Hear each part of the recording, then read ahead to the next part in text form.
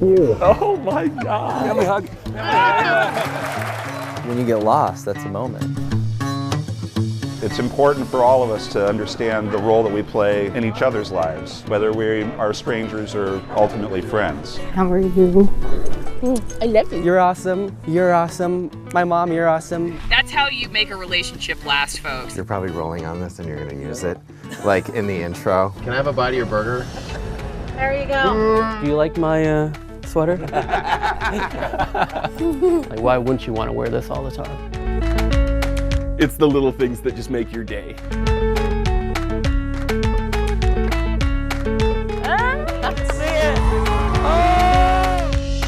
Hi, Donald John Trump. This is more of a response to Charlottesville. Punch a Nazi in the face! No, get the... This is the inauguration of the resistance. Not everyone stayed peaceful.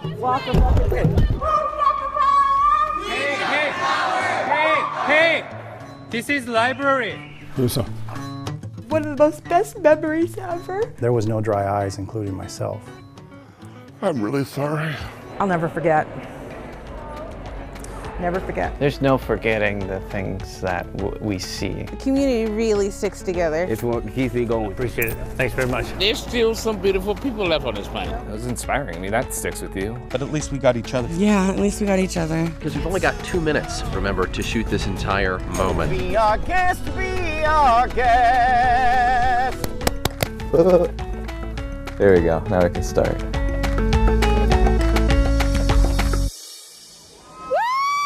So the USS Nimitz was coming back. Then I see this lady's sign. Hey Lance, baby pooped, it's your turn. And I'm like, oh, that is hilarious. So I figured that she was going to be a good interview. It's definitely his turn, long overdue. Next thing I know, her son Cameron starts going crazy. It's the best day ever for my dad to come home! Yeah! And he just keeps saying the same thing over and over again. And I'm just thinking, like, I need to put the mic on this kid now. So awesome! Awesome! I don't know how much longer my yelling can keep up with my throat. His back is to the camera. He turns around and he's just wide-eyed, like, He's getting closer! Yeah! The reunion became reality. and just that cool moment put a bow on that piece. Well, initially, Hanford, we basically had no access to the site. And gradually over the years, they saw our stories and decided, hey, I want to tell my story. We're giving them a voice, which a lot of the workers felt like they never had a voice before. I couldn't believe, that this was me. This inside my lungs, they're all inflamed and red. In 2008, Ardal got sick with all the signs of the life-threatening illness, chronic beryllium disease, or CBD. Hard to believe. Very hard to believe. One thing about Dave Ardal, whose wife was sitting there, and she was talking about how he doesn't want to live anymore, and he doesn't want to be here. He doesn't want to live the rest of his life in total pain. That was one of the most difficult 2 days we spent in their house. They invited us in. Hi, honey. How's your day? And she said, thanks for coming this whole way to tell Dave's story. She went into the kitchen, she came out with bread that she just baked. And this is a family that's broke because all their money's gone to his medical expenses. And then Dave walks in and he goes, see that barbecue out there? If you guys want to stick around, I'll make some steaks on the barbecue later. And they were just so gracious and humble. And then they just both opened up in front of my lens. They live in their fancy houses, they do whatever, they go on their vacations. It doesn't affect them. But who holds them accountable? When does this end? In that room with that family, there was no dry eyes, including myself.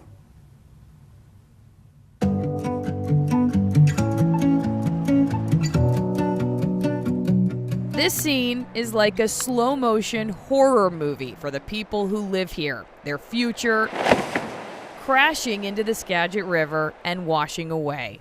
It was Thanksgiving. Part of the job, you work the holidays. And we heard about a tiny street, really, just a dead-end road in this small town of Lyman that was potentially facing annihilation. The hillside is literally falling into the river. There goes another chunk. I've never seen anything like it. Just ground flying into the river, like huge patches, boom, just right into the river. It's pretty tough to watch. Mark Harris is a city councilman in Lyman. He was very emotional, and I think he was afraid to show his emotion on camera. He could barely make it through the interview without choking up. It took all of his power, and I left a lot of those moments breathe, because you can see him fighting back the tears, the emotion in his voice. He didn't ask us to stop. I think he really wanted the people and the officials that could do something about this to see what was happening to his property, to see how it was affecting him, and that was a pretty powerful moment. The sadness that's come to punctuate the end of winter in the Stillaguamish Valley. So back in March, Ted Land and I were assigned to cover the Oso bike ride to remember. Whoa, everybody's here. Jose Manguel wanted to share with this community something which has helped him heal. He lost his son Jojo in the 2014 slide. So every time I get sad, I get on the bike, and it's what keeps me going. The route took riders 28 miles along State Route 530. We knew the pivotal moment was going to be when he passed by the actual slide area where it happened. I heard him on the mic as he got within range, and I could actually hear him say, "I love you, buddy." I love you, Bobby. When I heard it as I was listening, that was quite the moment for me, actually. That was it was the moment for him too. Yes. Just try to remember him as he was, a happy kid. We make those connections quite often in the field, and there's nothing like it. There's nothing more rich than that feeling. That's pretty cool that you can say, I was just the tiniest little part of those two meeting each other and becoming friends. We are people who are going to be there with you. People do tend to forget that there's somebody holding the camera, that there's a person. You know, we have families, we have hearts, we have souls. We're as much of a part of the community as they are. And since it's home for me, I take a lot of pride in that. And I've realized that it's the people and the moments that we have with them that are the most important things that we can share with our audience.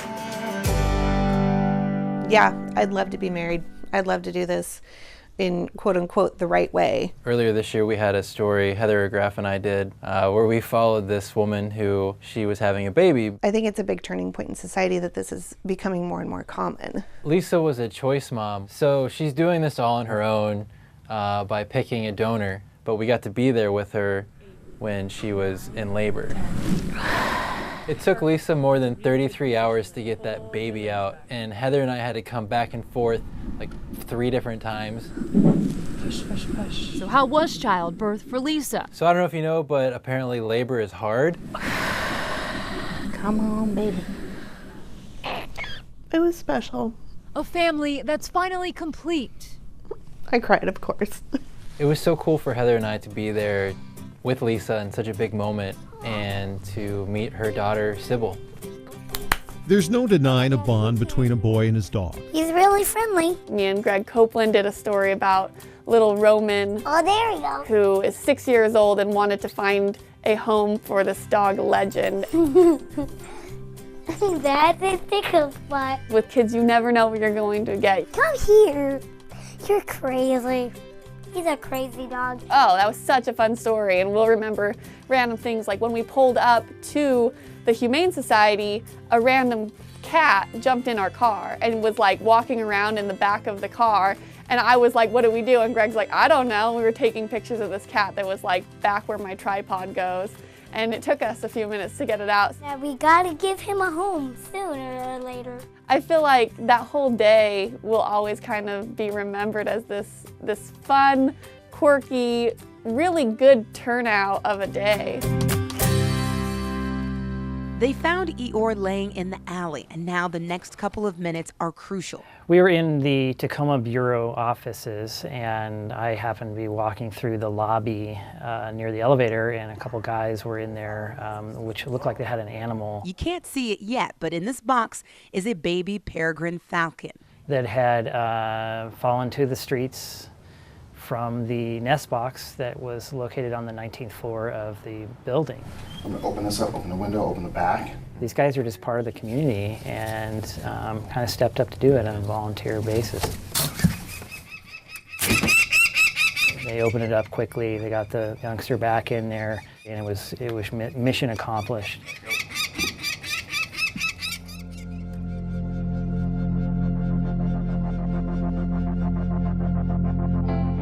I was fortunate enough to be allowed into the home of an officer who was shot in the head a year ago. Even after all these therapies and after all of the time that has gone by, it's very difficult. He shared with us that he compared his life a little bit to the movie It's a Wonderful Life. Please, God, something's the matter with Daddy. And it happened to be on. Please, God, let me live again. And what was amazing is to shoot the interview with him and him watching the movie, knowing that he was blind. Hello, Bedford Farm! And to see his reaction and the way he feels about his situation a year later was just over the top. Please, God. He shared a very intimate moment with us and allowed us to share that with everybody else. And that's what makes it special, is when you make contact with a person and allow someone to share something that personal. Happy New Year to you! In jail, going home, we're waiting for you. I just have to say, December 18th will stick with my mind because this is one thing where everyone who rode the train was given one of these. And now it's, I say I'm gonna hold on to it with my life because I got off the train and lived.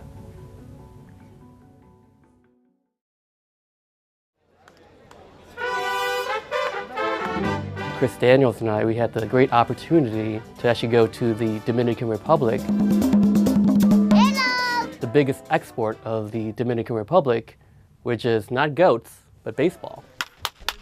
We followed Robinson Cano and Nelson Cruz because they're both Dominicans, just to see how different, we live compared to them.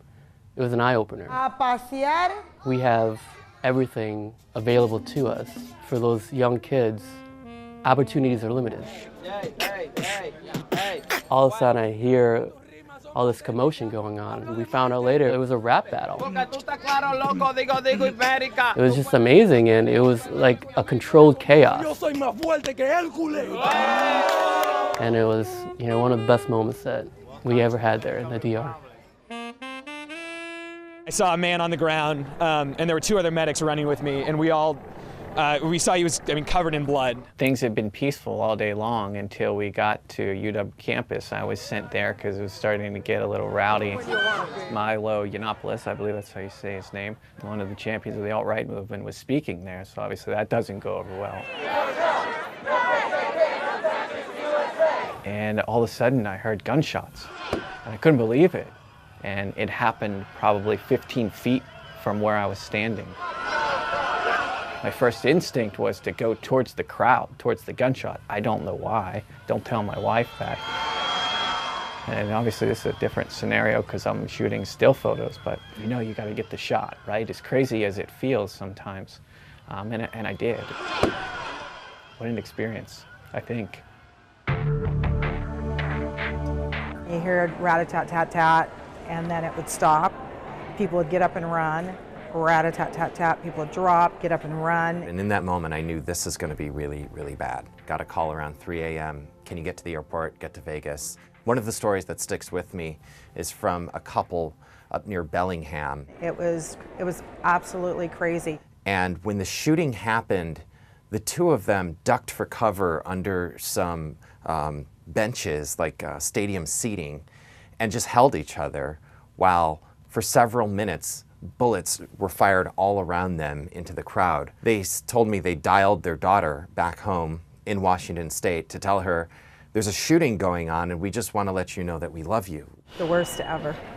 I don't ever want to have to do that again. Heartbreaking. Yep. Absolutely heartbreaking. They went up to a woman who had been very badly injured and they just held her for a few minutes trying to help her, and she died there in their arms. And they walked away from the scene changed forever because of that. I pray for all of them because it's tough. It's tough on us who survived. I can't imagine what it's like for the families of people who died. Morning of the 18th. All right. Alex Rozier and I were heading out on a train ride. New 6 a.m. train. Jim, what do you think? Smooth ride. Smooth ride? We're almost here. It was just an easy morning. It was a relaxed morning. We were just having fun on a train. I'm supposed to get off in Tacoma, but I'm in the cafeteria, Jake enjoys. I don't know if I'm getting off yet. I'll let you know. Interviewed one gentleman, Rudy, live on air in the morning. He agreed to it. 81-year-old man, just very fun and just very lively guy. And just, you couldn't help but smile just talking to him. But everything's fine. I prefer riding the train than sitting on the freeway. Tacoma came along and we got off the train and we had to tape one more thing for Alex. You're looking at that train. As we were taping, we watched the train leaving the station. And little did we know that 15 or 18 miles down the tracks, it was going to be derailed. You're hearing something about a train derailment? I'm not only hearing a train derailment, I am seeing... And I said, I have to see the picture. I said, show me the picture. And he showed me on his phone, and I could see the train dangling off. It just hit me in the gut like it's, like a sledgehammer. We were on this exact train. We are sitting in traffic right now, trying to get to this scene. And the whole time I'm just thinking about what could have happened. If we had stayed on that train to the next stop, because it didn't make it to the next stop. Right around Christmas just breaks my heart. And I do want to have our photojournalist, Jim Scott, show what we are looking at because it is just a shocking sight here. We spent the morning just doing everything we could, just keep focused, getting our interviews, getting whatever information we get, doing our jobs. At this point, we're just told there's multiple fatalities. We kept thinking about Rudy.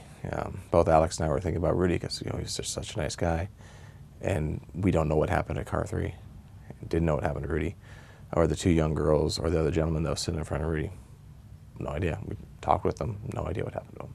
So many of the people that we were speaking with all morning long are likely on this train. Then we get a call that Alex has been waiting for. We got Rudy's family called out to him and got a message to him that Rudy was okay. He had 2 broken vertebrae, but Rudy is okay. The next morning, 24 hours after we originally had Rudy on air, we had him on air live again, and this time in a lot different condition. Rudy is sitting right next to me here at a hospital bed in Olympia. Well, I decided to take a little nap, a short 30-minute nap, and next thing you knew, I was flying all over the train. How are you doing as you wake up today in the hospital here in Olympia? They treat me so well, the medication takes away the pain. I'm fine. Rudy, you have 2 broken vertebrae. I'm good. Wow. Hey, more people need to be more like Rudy. I mean, seriously, the guy, his personality is just a can-do spirit. It's just amazing. I mean, just amazing to me. From the start of all this, the first one, I didn't get a chance to even go home and hug my wife, hug my kid. I wanted to. I couldn't let the people down on that train. I couldn't not tell their story. I could not be there for them, because they needed their story told. I just have to say, December 18th will stick with my mind, because this is one thing everyone who rode the train was given one of these. And now it's, I say I'm going to hold on to it with my life, because I got off the train and lived.